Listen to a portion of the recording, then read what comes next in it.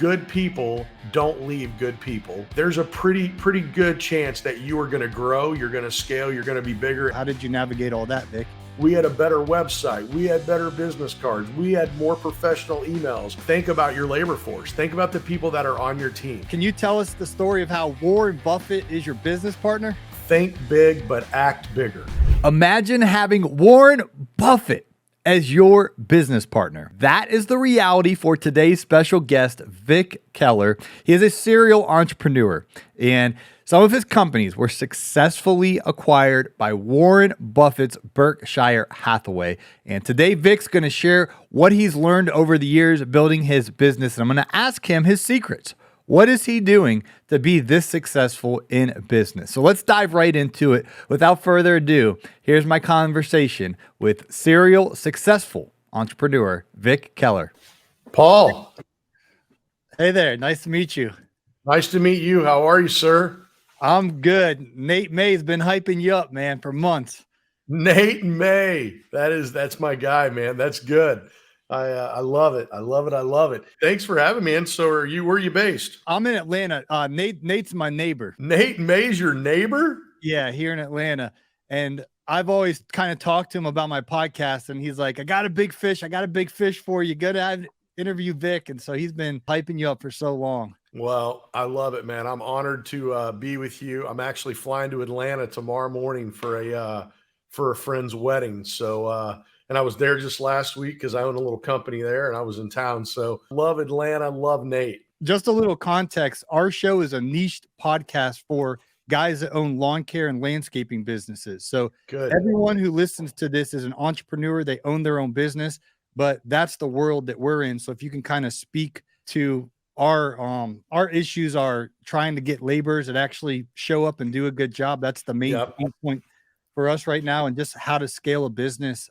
So I'll let you take it, but that's I love it. Yeah, I get the fortunate pleasure of being on podcast and talking to a lot of people, but my audience is entrepreneurs. Everyone else, I just have to fake it with. That's who you're talking to today. So these guys are going to be pumped up to hear your story. I'm going to add all the intro and stuff in post-production. So we'll kind of dive right into it. Okay. That sounds absolutely great. Cool. Well, Vic, I want to start off with the picture that they sent me of you and Warren Buffett and the story of how Warren Buffett acquired your company. So can you tell us the story of how Warren Buffett is your business partner? Well, yeah, that's a good story. So I'm going to give you the short version because it'd take a long time. But the short version is I just started building companies when I was a pretty young man, and I wasn't really thinking about selling those businesses, and was just thinking about building fun businesses that were profitable, that afforded, me and my family and the people that I got to work with great livelihood. And over the course of about 15 years, I built 10 different companies, and through a really unique set of circumstances, I had the opportunity for all of the companies that I had built, primarily in the automotive industry, to be successfully acquired by Berkshire Hathaway. And that was a really, really proud moment. And then as that, I got to have Mr. Buffett as my business partner. And, I've been reading business books, Paul, since I was probably 14 years old. And the first one I ever read was on Mr. Buffett. And I've just paid a lot of attention to the way he operates, the way he treats people, the way he builds businesses, and really a strategy around business altogether. So it was a very neat thing. And Mr. Buffett has, hundreds of CEOs because he makes some very significant acquisitions. And it was really neat to be in the fraternity, I would say, of that organization, and to be able to wave the flag of having the businesses that I built have a Berkshire Hathaway company underneath each logo, and even more so for the amazing people that rallied with me as I built each company to be part of such a storied, unbelievable organization that is led by, I think, one of the if not the most sophisticated business entrepreneur and investor in the world, Mr. Buffett. So it was a heck of a privilege. It was a heck of a process, and really, really a fun time. And still today, all of those companies are successful in business and under the umbrella and the ownership of Mr. Buffett's Berkshire Hathaway. So you say businesses plural. Yeah. when you got started, how did you build one business and then another one and, have the time management that they would continue to be successful? How did you navigate all that, Vic? Well, I would love to tell you a really eloquent story, Paul, about how I had this great strategy that I was going to build a set of 10 different companies. But really is what happened is the first business I started, I formed an LLC online for $365. And then I got a website. I went to GoDaddy and got a website, and I grabbed a couple of my very best friends and I told them that we were going to build an amazing business and everyone was going to be successful and we were going to make a ton of money. And to be really transparent, I was selling them the dream that I had and I was hoping it was going to work out. And we were blessed that it did. But building the first company was really the model that I used to build the next 9. And every time I would, form an LLC and I would go get a website and I would deputize and hire the right people. And we would really go into a market and serve our customers well. Specifically, one of the things that I've always focused on is getting really, really close to an industry and a niche and to really understand the customer and what their needs are. And if you can understand your customer, you can provide them really good value and services, then you have a great opportunity for them to tell you other problems that they have.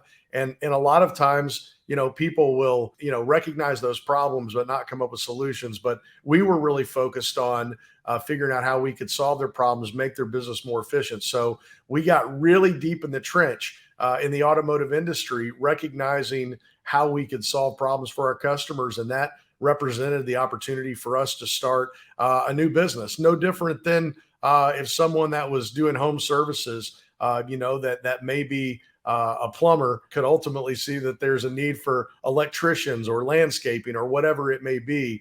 And so we just vertically integrated into that customer we served, and we worked relentlessly hard to provide them with solutions. And the relationship was everything, right? Once you provide them the value and the service in the first product that you're selling, the first service that you're selling, if you can make them out of raving fans out of them, I found a lot of times my customers would tell me what businesses I need to start. They would say, "Hey, have you thought about this, Vic?" And I would say, "No, but thank you." And so, over the course of 15 years, we built fantastic teams of people that operated 10 companies. That's interesting. You say bringing together a team of people.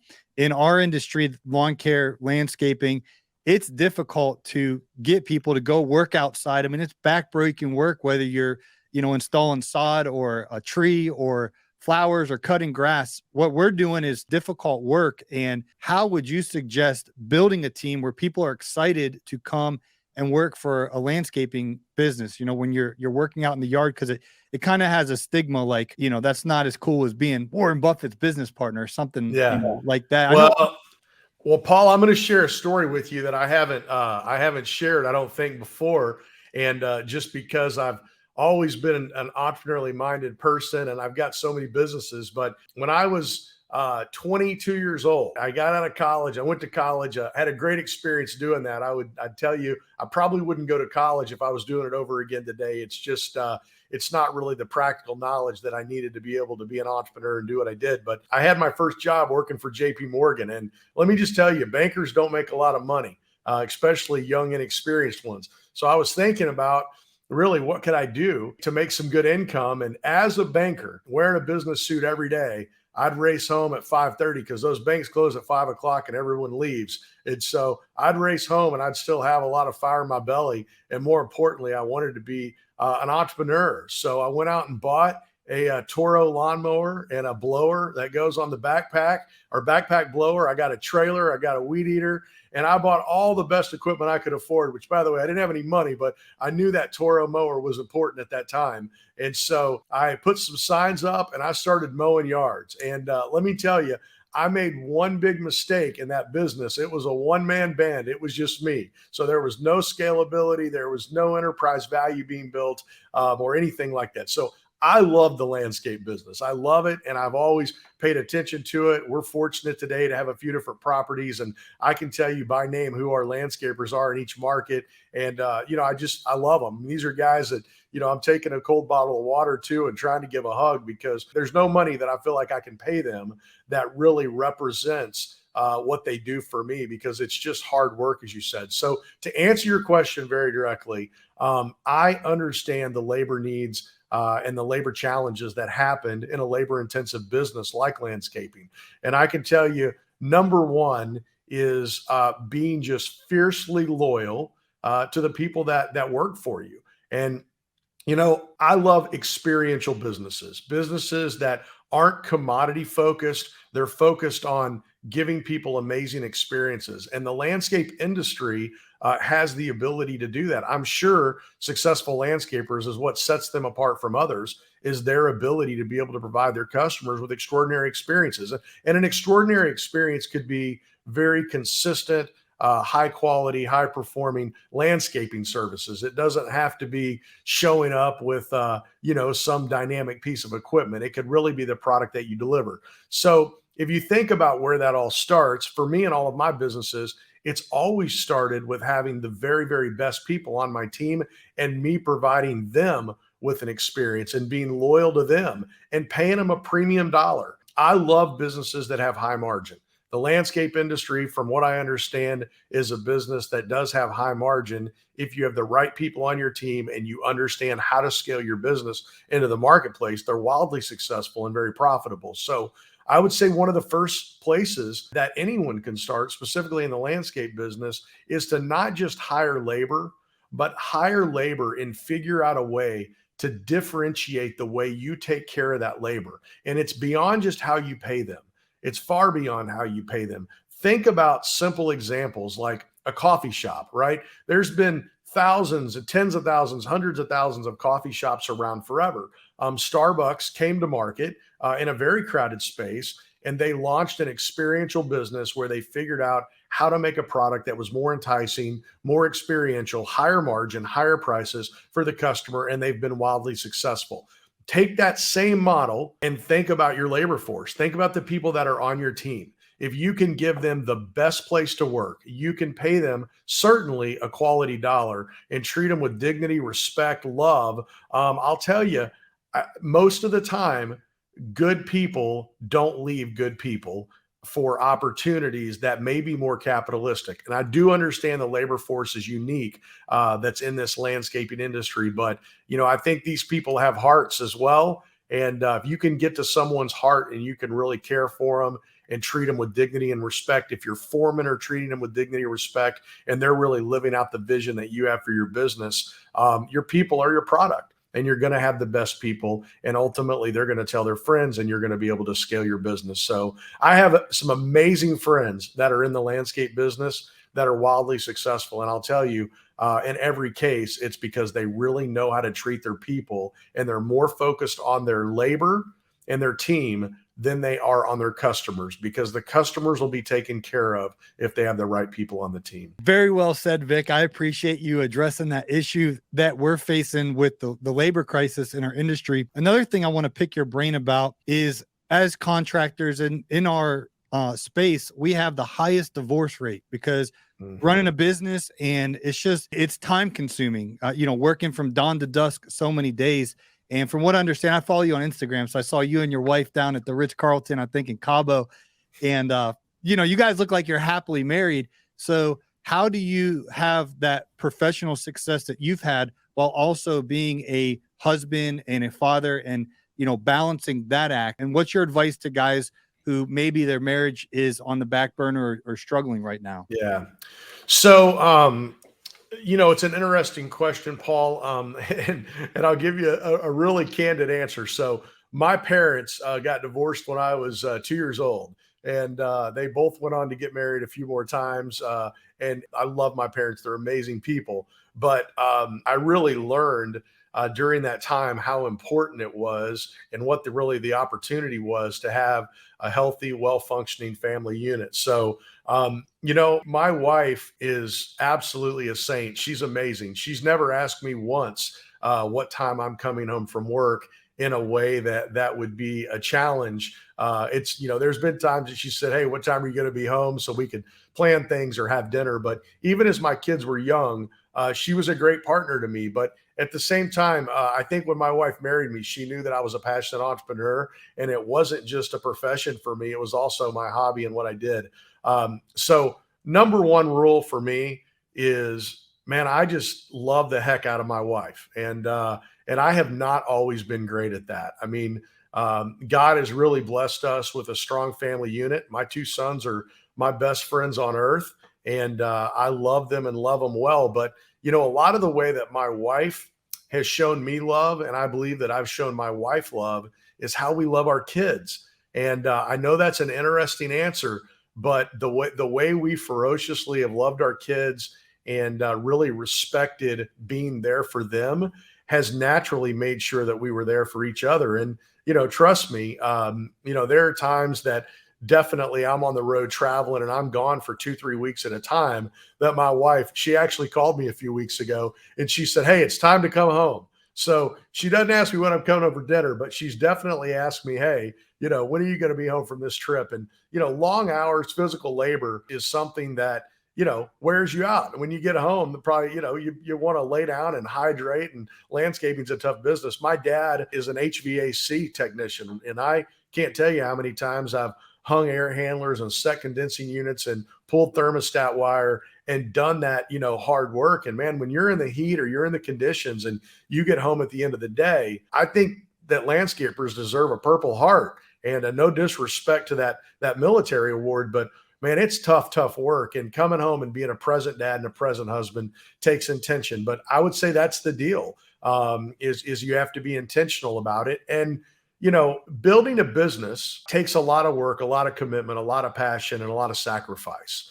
Scaling a business does as well. However, when you get a good foundation of a business built and you're able to scale it, and we all know that great businesses are scaled with great people, that ultimately should give owners and operators and entrepreneurs — the reason we're entrepreneurs is so we have freedom — that should give them the freedom that they ultimately want, so they can go home and be an amazing dad, and be an amazing wife, and be a great husband, and whatever it may be. So I would say that building a business that supports your focus on being a great husband and being a great dad is just been so important for me. And when I hire people, I think about how much margin that's going to give me in a lot of areas. But one of those is, how much margin is that going to give me to spend time with my family?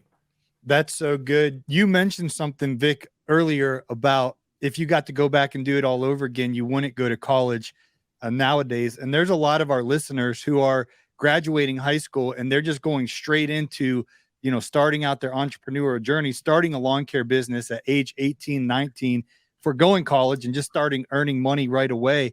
So what is your advice to somebody, no matter what their age is, who's new as an entrepreneur, they're new in business? What advice do you have for them that they can actually build a successful business? So a couple things there, Paul.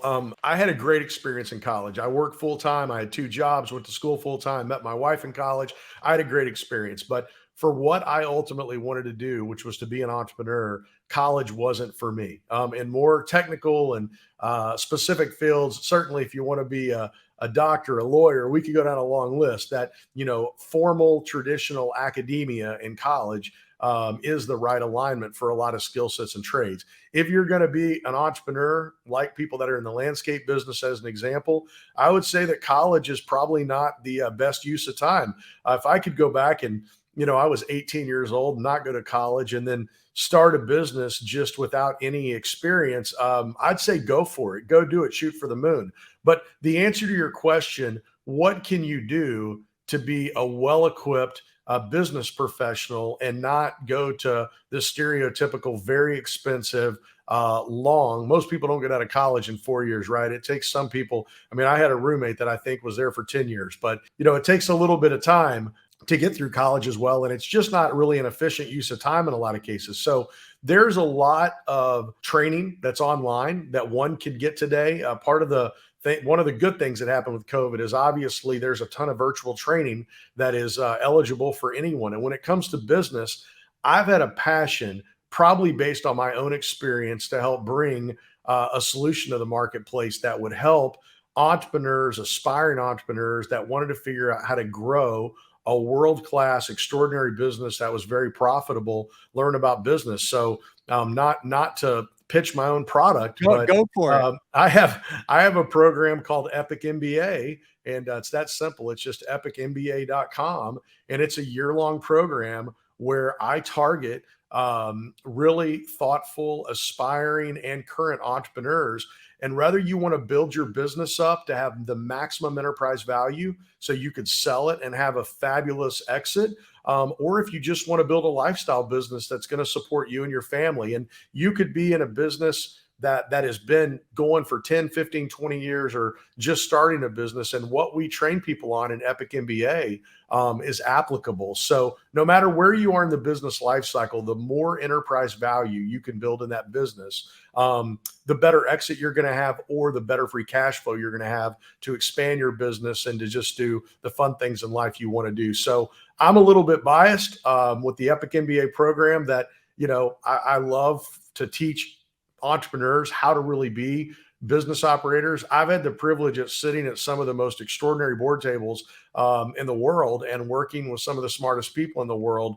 And I feel like I have a responsibility and I have a passion to just share that knowledge in a very simplistic, straightforward way that people can understand it. But listen, if Epic MBA isn't for someone, there are so many extraordinary resources that are available today to help people understand the very simple things from business. People get overwhelmed by finance, right? They're like, I don't know how to do finance. And, they don't understand finance. And the reason is because traditionally the people that are teaching finance are academia minded. They're not practitioners. Finance doesn't have to be complicated. Budgeting doesn't have to be complicated. Figuring out the money maze of how do you make money? How do you borrow money? How do you get a line of credit? That doesn't have to be complicated. So I think that's, a great path for someone that has an entrepreneurial mind that maybe doesn't want to go spend the time and make the investment to go to a traditional school. We will definitely put the link to Epic MBA in today's show notes. You guys can click on that, learn more, apply. And that's fantastic. I do want to ask you a question, Vic, as you've been successfully acquired by Berkshire Hathaway. What happens in our industry is we got about the top 50 companies, and Brightview is the biggest, for example. And a lot of these bigger companies, what they do is they buy out the smaller companies.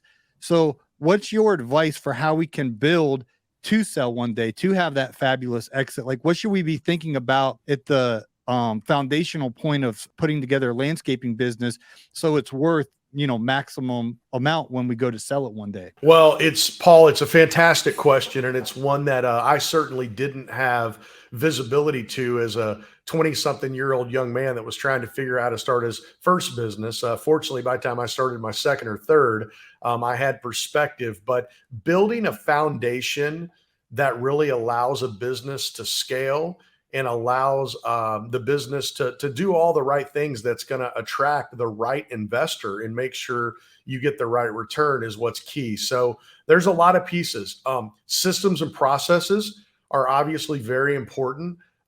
You look at the technology that's available today to a landscaper and what they can do to professionalize their business, to make sure their communication to their customers, their communication to their employees, their vehicles are well maintained. They have the best marketing strategies in place. Professionalization and systems and processes are absolutely key, but nothing is going to trump having the best people, having the best training for those people, having, no matter what the job is, even if it's a laborer, and maybe the laborer doesn't in some cases understand the English language or speak English, they could still have a professional job description and have that on file, and it could be done in their language that they understand. But there's so many simple things that I could share on that front. But the big one is going to be very professional.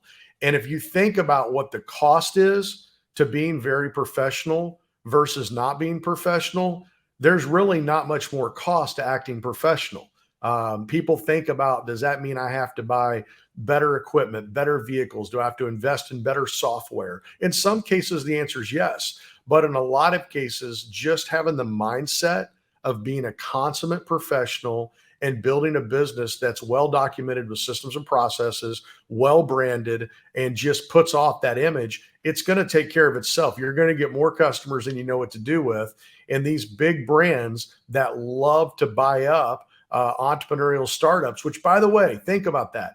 the entrepreneurial startups are the target of these big brands because they know how hard it is, how hard these entrepreneurs work to go conquest and get new accounts, hire people, get the equipment, get the trucks, and put all the pieces in place. So the better you can do it from the beginning, even if you have to start out smaller, the better you can do it from the beginning is really important. I've got a mindset that I really encourage entrepreneurs to think about, and that's think big, but act bigger, right? So think big, think big. I mean, I never in my life thought that I was going to have companies that were going to be acquired by one of the most sophisticated investors in the world. But I damn near every day focused on making sure we acted bigger than we were. We had a better website. We had better business cards. We had more professional emails. We had, professional people. We had development. We had training. We had all these elements that were in place that if I think back, we were engineering the business to not be where it was, but to be where we wanted it to go. And if you act like where you want to go versus where you are, there's a pretty good chance that you are going to grow, you're going to scale, you're going to be bigger. And let me tell you, all your peers are going to watch and they're not going to understand exactly what you're doing, but it's okay because the people that ultimately buy these companies, they're going to know who you are and they're going to want to buy you. So good, Vic. Well, you may hyped you up so much and you lived up to the hype and so much more. I grew up in Ohio when LeBron was in high school and everyone was hyping up this guy. And I went and watched him one time when he was in high school and I was like, okay, he's as good as they say he is. And that is Vic Keller. So you're kind. I'm honored to be with you and to get to share with your audience. I really appreciate your time. We're going to put Epic MBA in today's show notes. And how can people follow you on social media? I know you're active on Instagram. What's your handles? It's at Vic Keller. So just at VICKELLER. And please feel free to follow me, shoot me a direct message. And hey, if you build up an amazing business that you're really proud of, give me a call because I love to buy amazing companies. And if you want to build your business up and have, the best enterprise value that you possibly can, check out Epic MBA. It's not for everyone, but we'd certainly love to have you take a look.